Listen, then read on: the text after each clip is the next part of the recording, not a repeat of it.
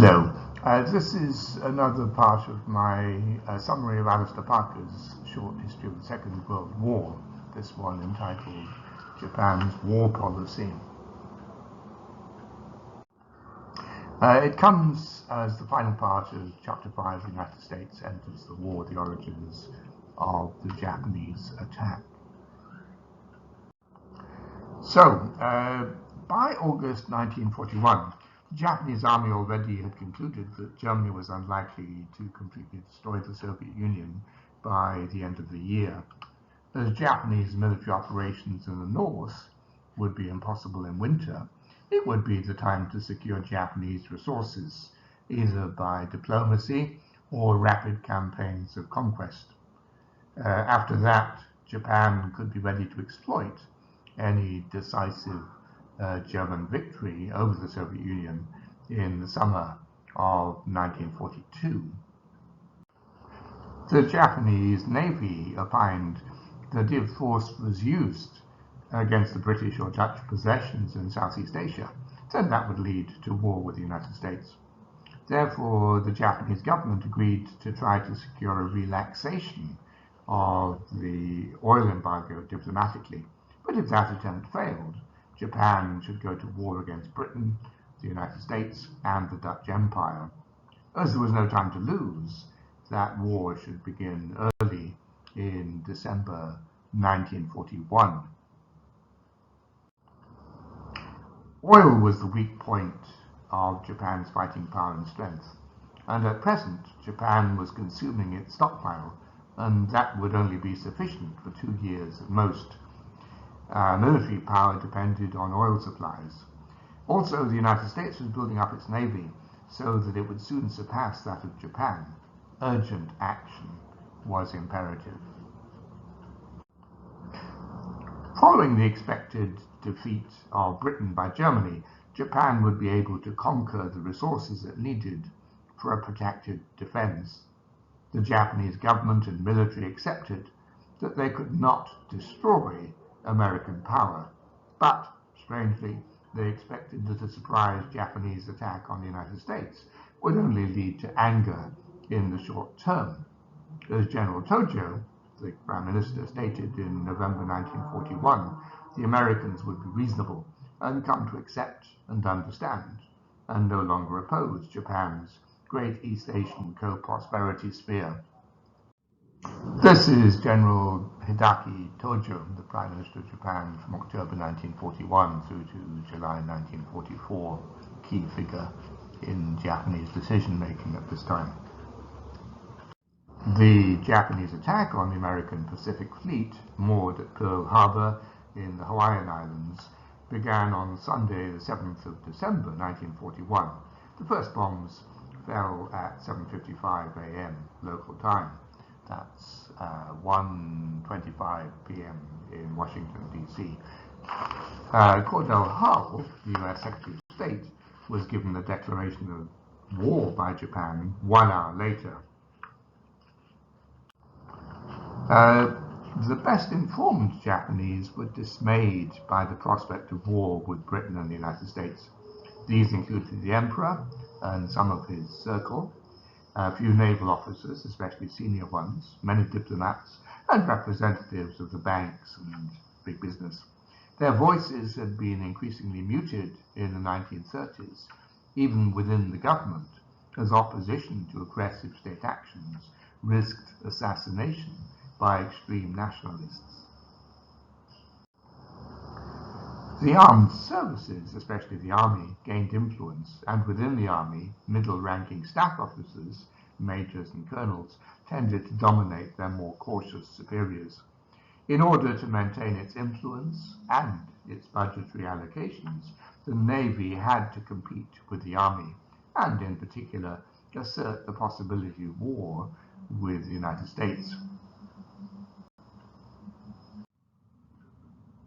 Even Japanese who were uneasy with the Japanese government's policies commonly resented the American government's apparent high-handed attitude towards Japan, and the American assumption that Chiang's government in China was superior to the one supported by the Japanese.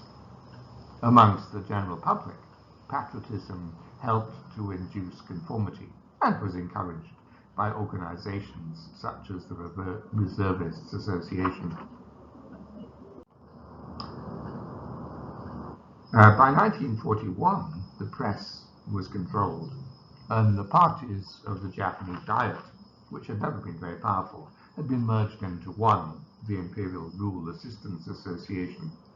In December 1941, General Tōjō claimed that the people in general were aware that Japan stood at a crossroads, able to choose between glory and decline.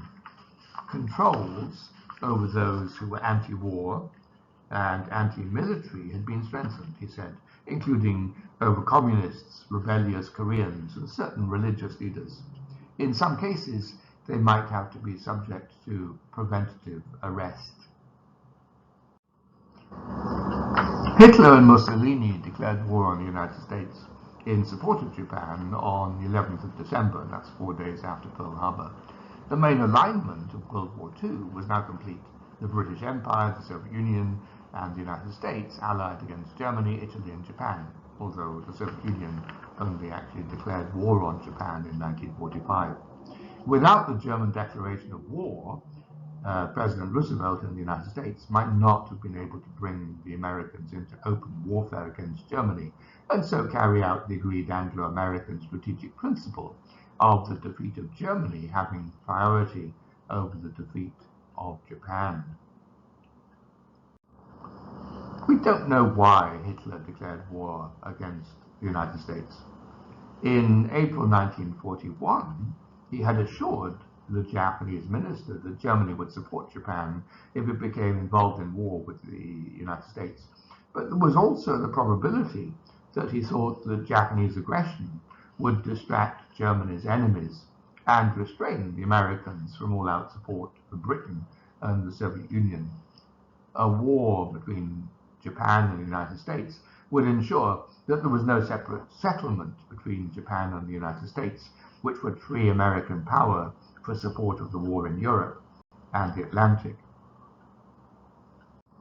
He may have hesitated in late November when faced by the prospect of Japan's aggressive moves, but in the event he repeated his earlier pledge.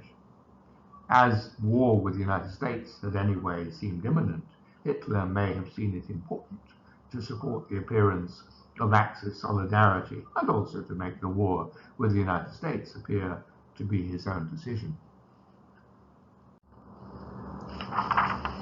In 1941, Roosevelt had given as much support to Britain as American public opinion would tolerate. He was a uniquely successful politician.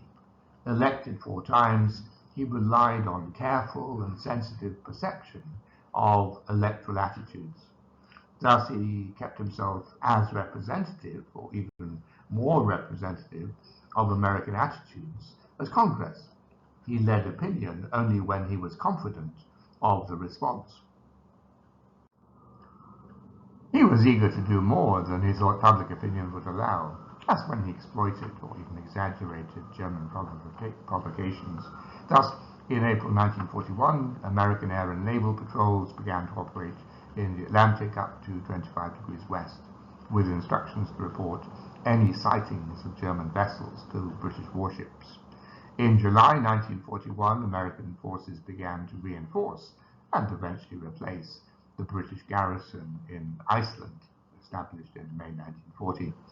Following a German submarine attack on an American warship, the USS Greer, on the 4th of September 1941, Roosevelt announced 2 days later that American forces would attack any German or Italian submarine they found in the Western Atlantic. Later, in September 1941, Roosevelt secured congressional approval to extend Lend-Lease to the Soviet Union. In October 1941, Congress, after much hesitation, permitted the arming of American merchant ships and gave them the freedom to sail to ports of belligerent countries, for example, the United Kingdom. The majorities in Congress to revise legislation about neutrality was small, it should be noted. Evidently, congressmen thought that Americans were reluctant to risk getting the US involved in war.